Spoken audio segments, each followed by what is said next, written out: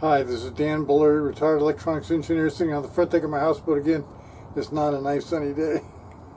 We're getting really close to Christmas. I want to talk real quick about QSpice.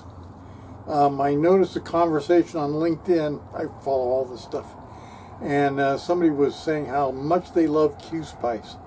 And another guy who popped in commented on it, said he loved QSpice too, and that was a guy named John Dutra. And John Dutra works for Apple, and he works on the same kind of things I did. And he connected to me on LinkedIn.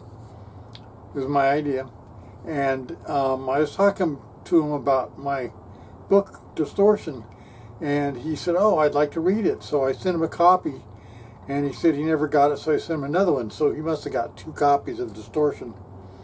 And I was hoping for a review, and I got one, but I think it was like 3 stars, and he didn't give any text or any explanation of why he gave it 3 stars. But this is a guy who, he works in mixed signal, he does mixed signal stuff, and he likes QSpice. Now let me show you something about QSpice. On their website, they do a thing where they distort a sine wave. They clip the top of the waveform off, and then they show the spectrum. Now here is the VN of the waveform, so this is before the distortion. So the fundamental, so 1 kilohertz wave has a magnitude of 1.000 E0 with a phase of 0. Okay, the phase looks like it's aligned. And then the second harmonic has an amplitude of 7.4 E minus 7, so that's like 700 microvolts, and has a phase of 140 degrees. And the third harmonic has an amplitude of 2.64 microvolts and has a phase of 1.83 degrees. And the fourth harmonic has an amplitude of 3.013 microvolts and has a phase of minus 100 degrees. Now, remember Bullard's laws of harmonics number 5. The phases of the harmonics of the distorted sine wave will always be at 0, 90, 180, and 270. Now that's always true. But we haven't distorted the sine wave yet. And so why are these phases so weird? 140, minus 100, 148, minus 76, 170, 68. Why do we see these weird phases? Because the amplitude of the harmonic is so low because we didn't distort it yet. Now that's an important thing to remember. We like to think in terms of magnitude and phase, but that's not really what the FFT works in. It works in sine and cosine amplitudes. And so when the amplitude of the waveform is very small, that means the amplitude of the sine wave and the cosine wave is very small. And so you can't really trust the phase very much, because if the amplitudes of the waveforms are very small, the phase is virtually non-existent. I mean, it's going to be some random number, and it just depends on the rounding and the way the math is done. And so these look really normal to me. These really look normal. The phases aren't a problem for me. So that law doesn't apply to phases of harmonics that have no amplitude. The amplitude of the harmonic matters a lot. If the amplitude of the harmonic is really low, the phase will be some crazy random number. And actually, I cover that in Moron Harmonics for Morons. Now let's look at the distorted waveform. So here's the V out. So we've gone through a circuit that distorts the wave, and it's a crazy distortion, but it looks like it's pretty reasonable. And so the fundamental has an amplitude still of 1. The distortion didn't do anything to the amplitude of the fundamental. That's weird. That is weird, because the amplitude of the fundamental always changes. Now, maybe the magnitude is relative to the fundamental. I don't know. But that's probably what they're doing. They're keeping the amplitude of the fundamental at 1 so they can do the THD. because it's easier to do THD if the amplitude of the fundamental stays 1.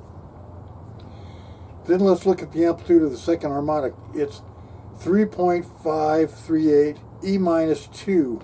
E minus 2, that's 35 millivolts. Whoa, that's like getting up there. So there is some harmonics. And the third harmonic is 1.156 E minus 1. Oh, that's like 115 millivolts.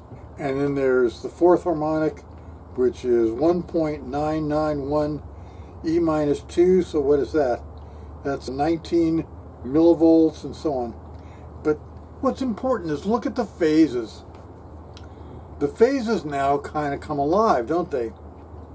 The phase of the fundamental is 0. That's a good sign. That is a good sign. Remember, I did that article that I told you about on LinkedIn, and it's a big deal, and I did a video on it too. When you want to look at the phases of the harmonics, if you don't know what the phase of the fundamental is, if it's not 0, and like in a lot of cases it can't be 0, because you can't align the timing perfectly. So go look at the phase of the fundamental, because the fundamental is the biggest signal.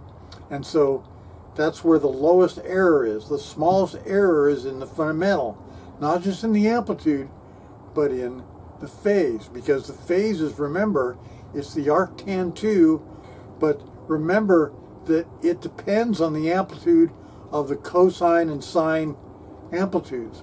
And so if the cosine and sine amplitudes are relatively reasonable, then the phase is going to be a fairly accurate number. Maybe not perfectly accurate, but has a good chance of being accurate. So we look at the amplitude of the fundamental and we look at the phase of the fundamental. Here, the phase of the fundamental is 0. That's a good sign. The phase of the second harmonic is 87.75 degrees. Oops, that doesn't obey bullet laws of harmonics number 5. Why not? The phase of the third harmonic is 0.81 degrees. The phase of the fourth harmonic is minus 84.49 degrees. The phase of the fifth harmonic is minus 177.84 degrees. The phase of the sixth harmonic is minus 84.81 degrees. Now look at those numbers. Those are relatively close to 90 degrees or 180 degrees. The minus, don't worry about the minus. Plus or minus, it really doesn't matter when it comes to phase. Minus 84.49 degrees is very close to 90 degrees. And you see minus 90 all the time on my stuff. Minus 177, that's very close to 180 degrees. Minus 84 degrees, that's really close to 90 degrees. Minus 176 degrees, that's really close to 180 degrees. Now, if everything was low here, I'd say, oh yeah, well there's some offset on the fundamental, but that's not true, because look at the next one. The eighth harmonic is at 91.55 degrees. That means it's over 90 degrees. And so it's not just a rounding down, it's rounding up too. So the ninth harmonic is 3.88 degrees. So why are these numbers not exactly 0, 90, 180, and 270? The reason is pretty fucking simple. And it's this. Excel uses 64-bit math. Now remember, I'm always complaining how it takes 45 minutes to an hour and a half for me to do these experiments in Excel. And that was on a Lenovo, 2014 Lenovo computer. Okay, computers have gotten faster, but that's a long time to run a program on 2048 samples, and it's basically just an FFT. Just running an FFT on 2048 samples takes 45 minutes to an hour and a half. But how long does QSpice take? Well, I don't know, but I'm guessing, based on these numbers, I am guessing that these are not the result of 64-bit math for an FFT. Their FFT may be a 32-bit FFT, I don't know, but I'm pretty sure that would explain this totally. So their accuracy is compromised because they are using an FFT that doesn't have 64 bits. They're not using 64 bits. I'm pretty sure of that. I don't know totally, and if anybody has any ideas, let me know. But I'm pretty sure that's what's going on, because remember, the FFT does multiply, multiply, multiply, add, add, add. It does lots and lots and lots of math. And so it's really easy for things to get lost in the mix, and you lose bits over time.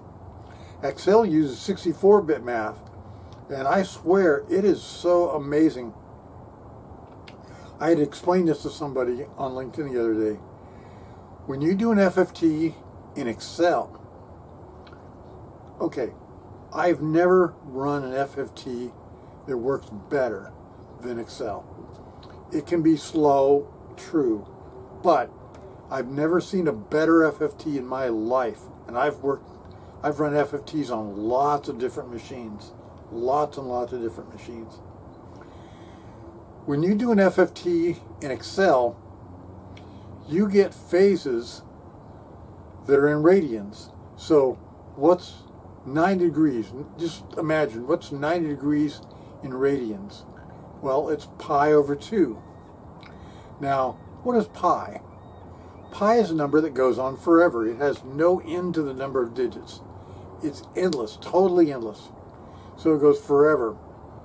What's pi over 2? Well, that's the same thing, isn't it? It has an endless stream of digits. Now, when you convert it to degrees, it comes up at 90. Not 90.0, it comes up with an integer value of 90. Excel does that automatically. And I've checked it. It's not rounding.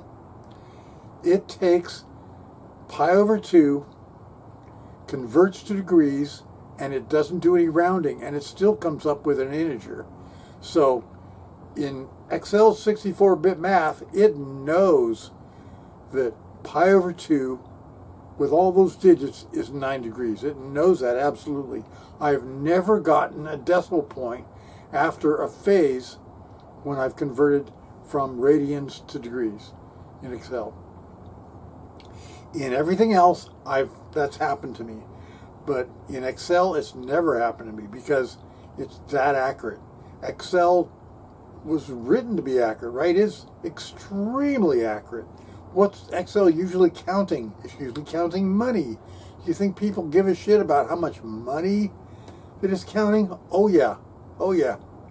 People care about that. But the thing is, the phases are close to 0, 90, 180, 270. Why is it not dead nuts on? Because I don't think they're using 64-bit math.